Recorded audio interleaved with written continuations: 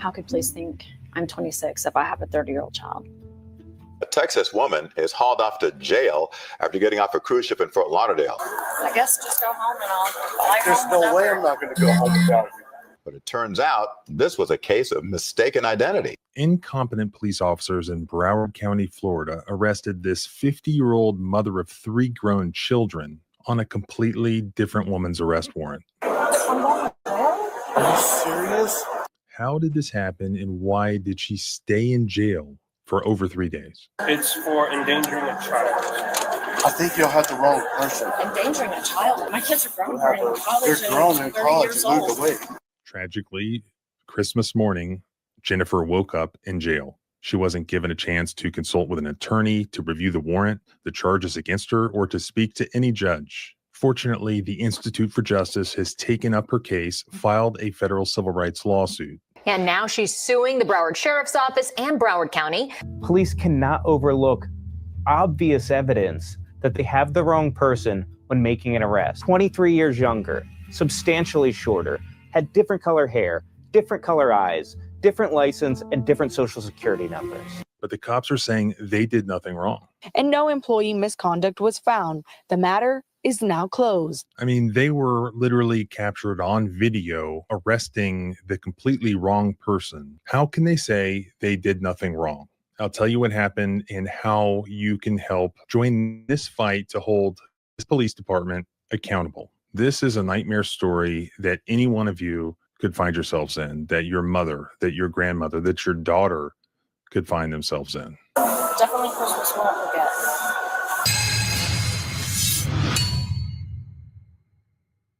Have you noticed that everything requires subscriptions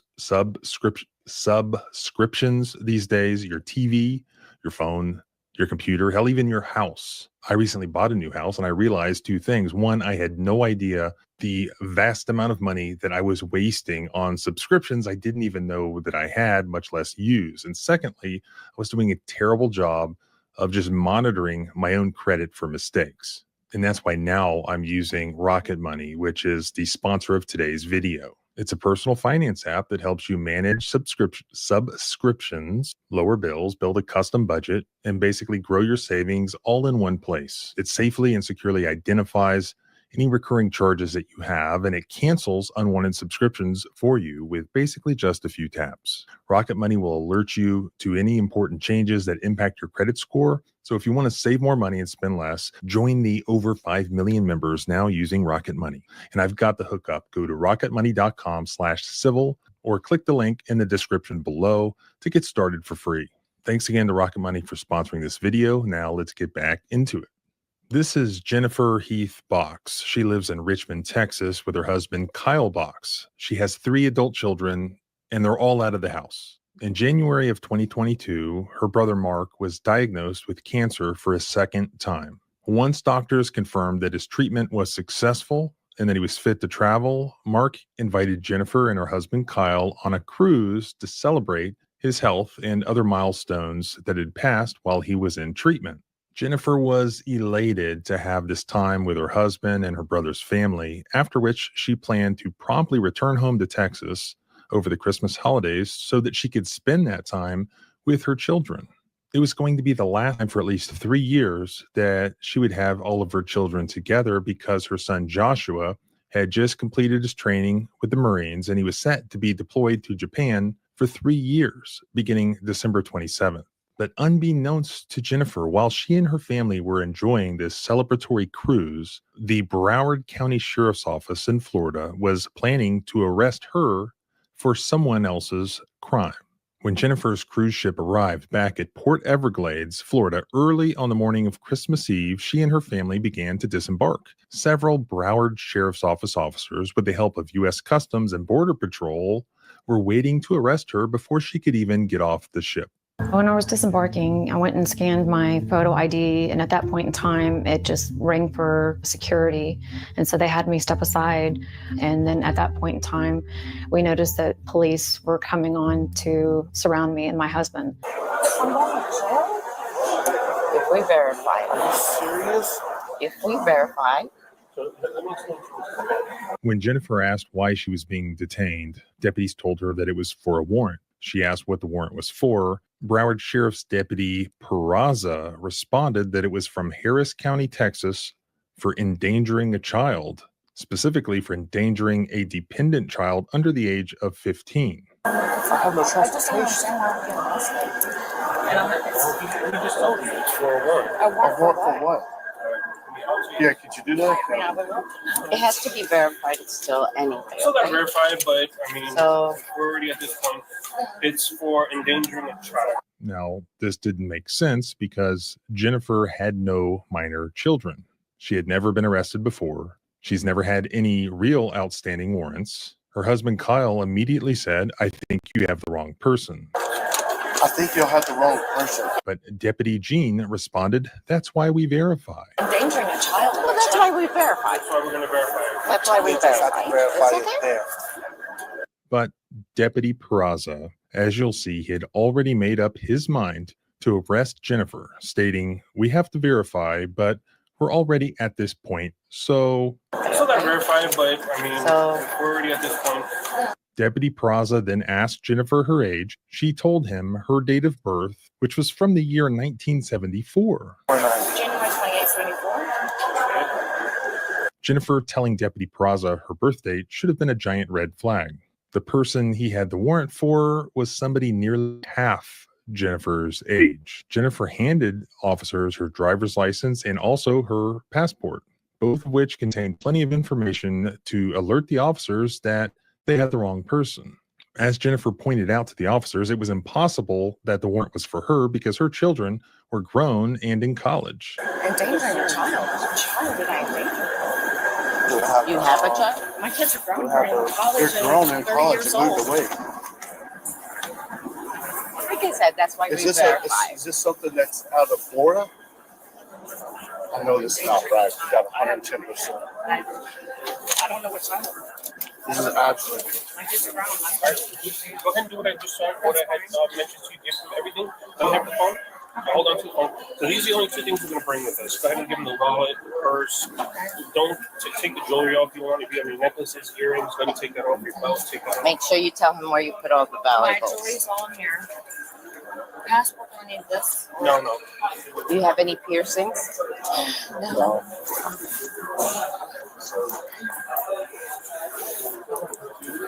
I guess just go home and I'll fly There's home. no way I'm not going to go home without you. Where's home? Texas, Houston. To go see our kids. That's where the warrant is out of. So you're going there. I don't know what kid I endangered. I have She has a necklace.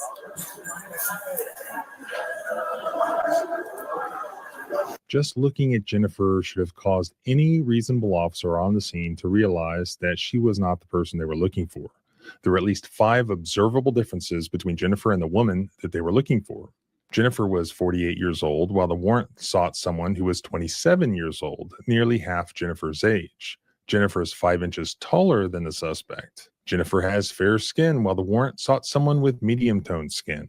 Jennifer has light blue-gray eyes, while the warrant sought someone with brown eyes. Jennifer has red hair, while the warrant sought someone with black hair. There were all these discrepancies between the warrant they had and the information available in the National Crime Information Center database. The names were different. The warrant was for Jennifer Del Carmen Heath, while Jennifer's name is Jennifer Heath Box. The suspect's address was an apartment in Houston, Texas, while Jennifer's address was in a different county in Richmond, Texas. They both had different social security numbers.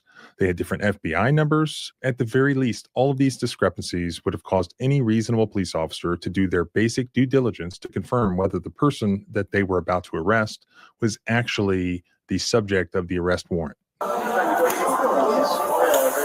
definitely Christmas won't forget.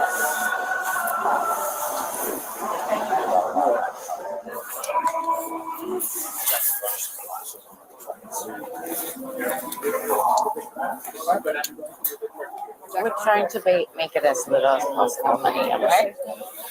And I don't understand why this was Houston. Why did I get arrested? Just do me a favor, check all the pockets right now. Just show that way. Okay. Go ahead, get rid of that. Get rid of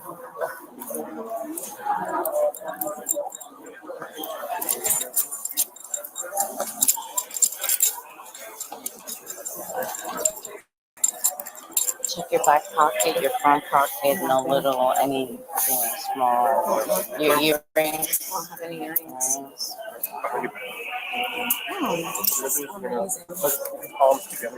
Like your praying.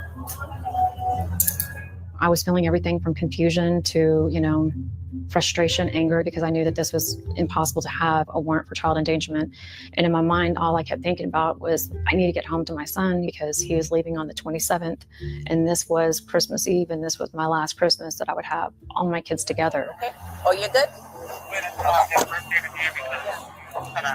He told Jennifer that the birthday and the name on the warrant matched hers, but that wasn't true. The suspect's full name was Jennifer Del Carmen Heath, not Jennifer Heath Box. It was Jennifer Edkin Box, B-O-X. What's your middle name? It's Heath, H-E-A-T-H.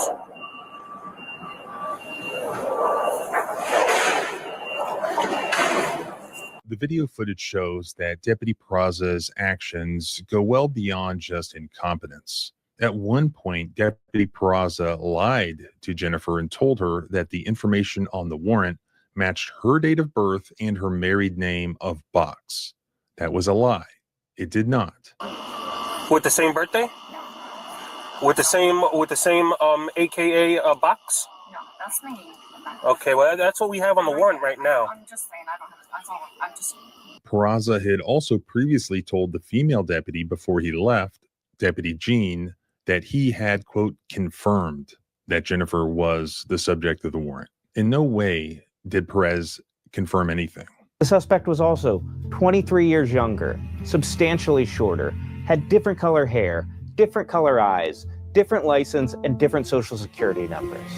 Despite that, Peraza still brought the wrong Jennifer to the police station. I don't think that he was even really hearing me. And I just felt like the whole entire time I just didn't have a voice, that it was just completely lost because in his mind he had.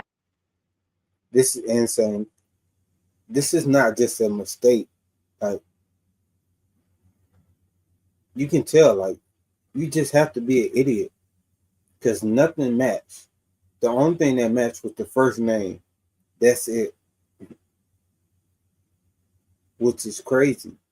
Because so many people have the same first name, but they don't have the same last name. They don't have the same hair color, eye color, height. It's crazy. Had his agenda of why he's arresting me. Was from July 20th, 2022. Okay. I was just curious, like I said, 'cause I know I've gotten pulled over before since then in Houston, and I haven't heard anything. That's just I'm just confused with all this, and I don't have a 16-year-old. There's nothing about a 16-year-old in there. All my kids are all grown. I guess is what I'm getting at. You've had no incidences at all whatsoever in the Never. past couple of years? I promise you, I'm sure you hear this a lot. Never have. How could police think I'm 26 if I have a 30-year-old child? Ignoring every indication that he had arrested the wrong person, Deputy Peraza brought Jennifer into the booking station at the Broward County Jail. There, more red flags were ignored. When the BSO officers booked her into the jail, a female jail officer scanned Jennifer's driver's license and informed Deputy Peraza that there were no outstanding warrants attached to Jennifer's driver's license. And this backed up what Jennifer had told officers all along, that there was no warrant for her arrest, that they had the wrong person. But being representatives of government, the officers once again ignored evidence that was very clear that they had the wrong Jennifer. Unable to admit his mistake, Deputy Peraza convinced the female jail officer that she also should ignore these red flags and all the evidence indicating that there was no probable cause to have this person incarcerated in their jail. All Deputy Peraza had to support his mistaken claim that this was the right person was that Jennifer shared 2/3 of her name with the suspect, and it turned out the suspect's mugshot appeared to look like Jennifer. Then, unbelievably, Deputy Peraza filled out an affidavit in support of Jennifer's arrest, which means under oath, and on that form, Deputy Peraza listed Jennifer's correct identifying information, even though that correct information contradicted the description of the suspect, Jennifer Del Carmen Heath, who was wanted in Texas. So they booked Jennifer into the Broward County Jail anyways. And of course, they also took Jennifer's fingerprints and mugshot. And guess what? The fingerprints did not match, obviously. Jennifer endured a traumatic Christmas in jail. It was dirty like you would imagine. And then the strip search, it's just humiliating and degrading, Sorry. I mean, it was just, sorry. It was really traumatizing, and that part of it, just because you just felt like you weren't a human anymore. They made her strip all of her clothes and conducted a body cavity search. They gave her a prison uniform and a blanket and put her into a cell with other female inmates. The guards were condescending and demeaning anytime she asked a question. In her first night in jail, she witnessed a fight, continuous screaming, yelling, and violence. Guards kept the jail cells ridiculously cold, so cold that the guards wore heavy coats, hats, and gloves, while the inmates, including Jennifer, were given small blankets that were not nearly enough to stay warm. She was forced to shiver all night. Eventually, she laid back to back with a stranger just to try to keep warm. Tragically, Christmas morning, Jennifer woke up in jail. She wasn't given a chance to consult with an attorney, to review the warrant, the charges against her, or to speak to any judge. While in jail, Jennifer was permitted 2 phone calls a day, which she used to communicate with her husband, Kyle, who was keeping her up to date on his efforts and her brother's efforts to get her free.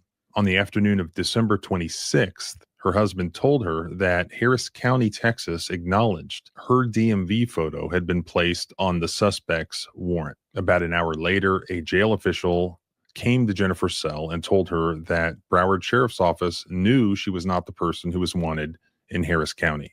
For a split second, Jennifer thought this nightmare was finally over, but her hopes were quickly crushed. She was told that despite their mistake, the only way for her to go free was if Harris County officials came to get her or arrested the correct Jennifer Heath. She was told this could take up to 30 days, if they came at all. She was devastated. Broward Sheriff's Office continued then to hold Jennifer in custody for the remainder of December 26th into the morning of December 27th, even though they now knew that she should not have ever been detained in the first place. And as a result of that, she was forced to endure another night of cold, uncomfortable, traumatizing conditions. She was finally released from custody at 9:50 a.m. on the morning of December 27th, 2022, over 75 hours after her wrongful arrest. And by that time, it was already too late to celebrate Christmas with her children, and worst of all, too late to say goodbye to her son Joshua before he left for his deployment to Japan. To this day, nearly 2 years later, Jennifer still has not had all of her 3 children together as she would have. And to date, she has never received an apology or an explanation for why the Broward Sheriff's Office mistook her for Jennifer Del Carmen Heath. When she was released, Broward Sheriff's Office personnel simply told her, "Hey, it happens." While I was in jail, I had missed out on Christmas Eve. I missed out on Christmas Day with my kids. I missed out on my family time together. I took my brother away from his family on Christmas because they spent their time trying to get me out of jail. I didn't get to see my son off to the airport for him to be stationed over to Japan for the U.S. Marines. I missed out on everything. I missed out on all my family time with my kids. I missed out on having those moments happen, photos and pictures and memories. I missed out on all the opportunities. And Broward County remains defiant. They've maintained publicly that Deputy Peraza followed the department protocols when he arrested Jennifer in the face of overwhelming evidence that he had the wrong person. Broward Sheriff's Office Internal Affairs Division reviewed the incident and confirmed that the officers followed Broward Sheriff's Office protocols and did not violate any BSO policies or practices when they detained Jennifer for over 75 hours without even confirming that she was the correct person on the warrant. BSO sent us a statement saying they sympathize with Mrs. Box. They also say, in part, had it not been for the arrest warrant filed by the Harris County Sheriff's Office, Custody Patrol would have not flagged Miss Box. BSO would have not been notified, and she would not have been arrested. They go on to say, The actions of the BSO deputy involved in arresting Ms. Box were reviewed by the Broward Sheriff's Office Internal Affairs Division, and no employee misconduct was found. The matter is now closed. And isn't that just a shame that this entire unit of internal affairs for this large county in South Florida reviewed this entire thing and they were unable to find any misconduct there? Crazy, right? Well, don't worry, because Jennifer reached out to the Institute for Justice and they agreed to take her case. If you've watched a lot of my videos, then you know who the Institute for Justice is. I have my own custom donation link for them in the description of every video. But in case you don't know, IJ is a nonprofit public interest law firm. Their mission is to end widespread abuses of government power and to secure the constitutional rights that allow all Americans to pursue their dreams. It's a national civil liberties law firm that represents everyday people free of charge when the government violates their most important constitutional rights. They win nearly 3 out of every 4 cases that they file, despite how incredibly difficult it is to litigate against our government. They very kindly put together this document called a complaint, also known as a federal civil rights lawsuit, that explains in great detail over dozens and dozens and dozens of pages exactly what misconduct occurred, who did it, when they did it, how they did it, the evidence that exists that they did it, and that also lays out why that misconduct violated Jennifer's constitutional rights. This is IJ lawyer Jared McClain, who is handling Jennifer's case. Holding someone in jail without a good reason to believe that they've committed a crime violates the Fourth Amendment and the right to due process. Police cannot overlook obvious evidence that they have the wrong person when making an arrest. And when they do, they must be held accountable. I just have to hold those accountable for what they did, but also to get justice. And basically, the law is as simple as that. While a warrant to arrest somebody is a judicial determination that there's probable cause to arrest the subject of the warrant, a warrant for one person does not give probable cause to police to arrest some other person, even with a similar sounding name. When officers have reason to believe that the person that they plan to arrest is not the actual subject of the arrest warrant that they plan to execute, they must either stop and confirm that this is the correct person, or they have to abandon the arrest. BSO officers here should have realized that there was no warrant for the arrest of this Jennifer, and they should have done that before ever even confronting her and detaining her in December of 2022.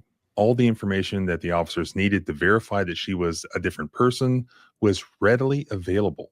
All of these discrepancies that we discussed already would have caused any reasonable officer to then do some basic due diligence to confirm that this is actually the right person.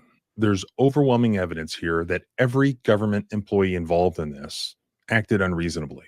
At best, at worst, once they found out that this was the wrong person, they ignored the truth to cover their own asses.